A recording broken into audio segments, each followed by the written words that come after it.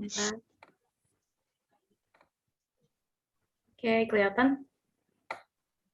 Kelihatan. Kelihatan. Moderator, silakan. Assalamualaikum warahmatullahi wabarakatuh. Waalaikumsalam warahmatullahi wabarakatuh. Perkenalkan, kami dari kelompok Satu. berapa kita? Satu. Oh ya, kelompok 1.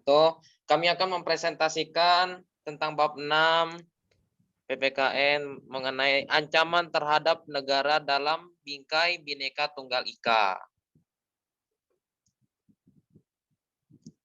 Jadi silakan dipindahkan slide-nya.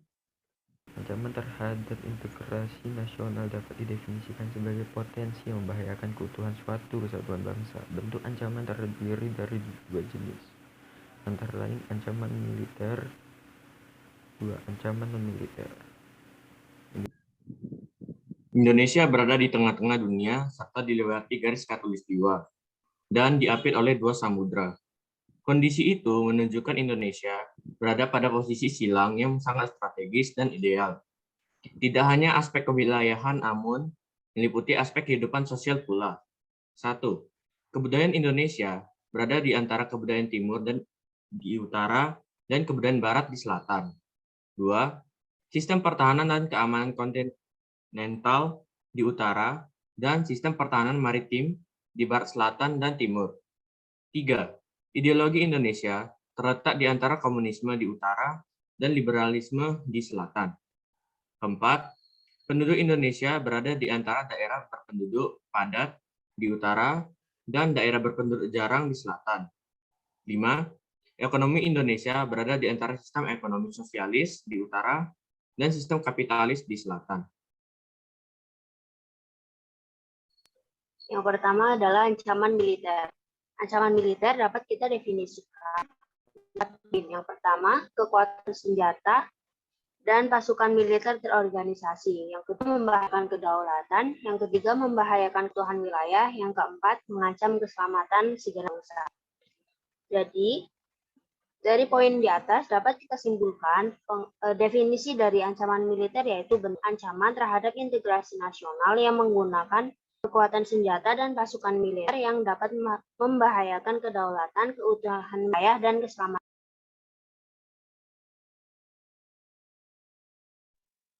Suatu negara akan aman dari ancaman bila sistem pertahanan dan keamanannya terjaga.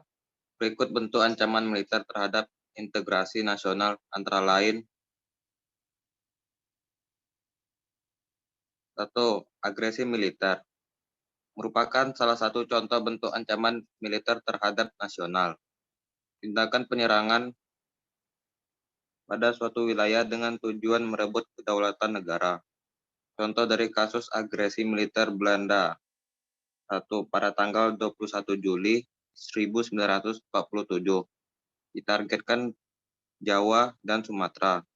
Dan agresi militer Belanda 2 pada tanggal 19 Desember 1948, ditargetkan ke bagian Yogyakarta. 2. Pelanggaran wilayah, yaitu tindakan memasuki, mengeksploitasi wilayah negara lain tanpa izin, baik melalui zona udara maupun laut. Contoh kasusnya pesawat militer Malaysia memasuki perbatasan Indonesia-Malaysia di Kalimantan.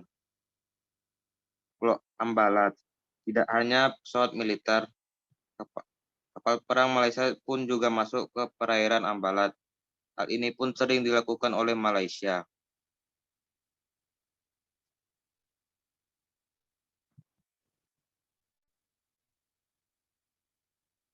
3. Terorisme, yaitu serangan terkoordinasi yang dilakukan oleh seorang atau sekelompok orang tak bertanggung jawab.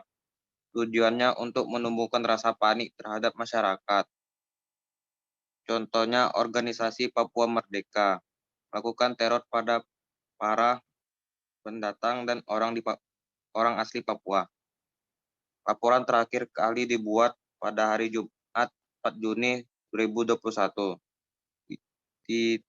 dinyatakan sebanyak 3 orang tewas. Salah satunya seorang kepala kampung di Nipuralame.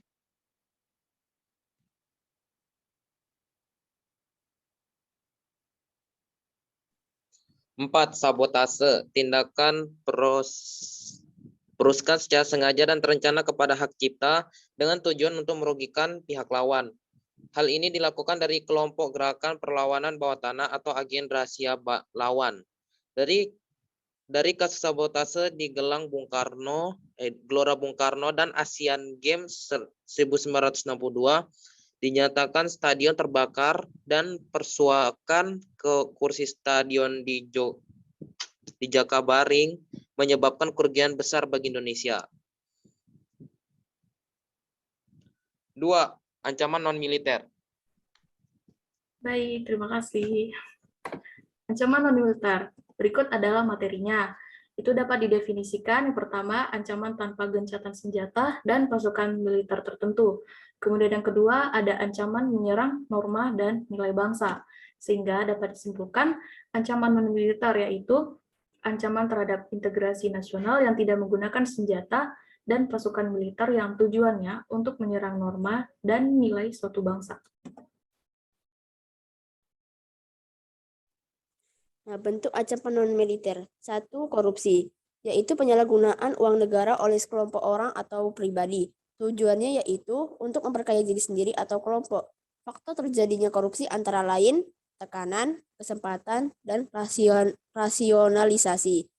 Contohnya yaitu pada kasus 6 Desember 2020, mantan Menteri Sosial Juliari Batubara yang merupakan tersangka kasus dugaan suap bantuan sosial penanganan dana COVID-19.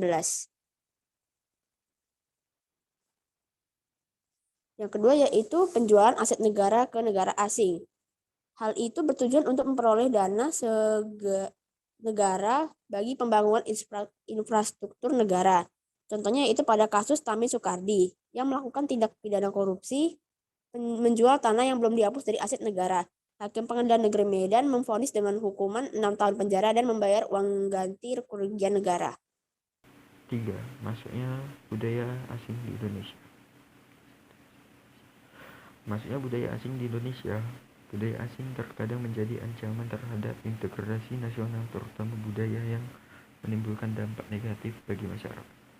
Contohnya, pergaulan bebas di kalangan remaja disebabkan kurangnya pendidikan agama, keluarga yang tidak harmonis, merupakan hubungan yang kurang baik, dan penyalahgunaan internet. Sekian, terima kasih dari presentasi kelompok 1. Jika ada salah, mohon maaf. Saya akhiri. Wassalamualaikum warahmatullahi wabarakatuh. Waalaikumsalam warahmatullahi wabarakatuh.